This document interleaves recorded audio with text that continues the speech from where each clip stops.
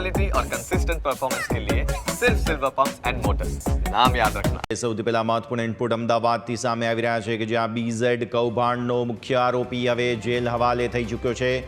આરોપી ભૂપેન્દ્રસિંહ ઝાલાના રિમાન્ડ પૂર્ણ થઈ જતા હવે તેને જેલ હવાલે કરવામાં આવ્યો છે। અમદાવાદ ગ્રામ્ય કોર્ટે ભૂપેન્દ્રસિંહ ઝાલાને જેલ હવાલે કરી દીધો છે।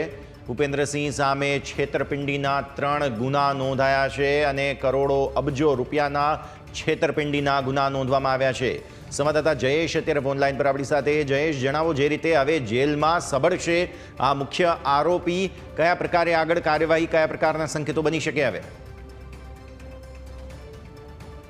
મામલો સામે આવ્યો હતો ત્યારબાદ ભૂપેન્દ્રસિંહ ઝાલાની ધરપકડ છે તે સીઆઈડી ક્રાઇમ દ્વારા કરવામાં આવી હતી। ત્યારબાદ તેમના એક કેસમાં છે તે રિમાન્ડ પૂર્ણ થઈ ચૂક્યા હતા। ત્યારબાદ સીઆઈડી ક્રાઇમ દ્વારા અન્ય જે જીપીઆઈડી હેઠળ ગુનો નોંધાયેલો છે તે કેસમાં રિમાન્ડ છે તે માંગવામાં આવ્યા હતા અને ત્યારે વિશેષ અદાલત દ્વારા 3 દિવસના રિમાન્ડ છે તે મંજૂર કરવામાં આવ્યા હતા। જે 3 દિવસના રિમાન્ડ આજે પૂર્ણ થતા ફરી તેમને ગ્રામ્ય કોર્ટમાં રજૂ કરવામાં આવ્યો હતો અને ત્યારબાદ વધુ રિમાન્ડની માગણી ન કરવામાં આવતા કોર્ટે ભૂપેન્દ્રસિંહ ઝાલાને જેલ હવાલે કરવા માટે હુકમ કર્યો છે।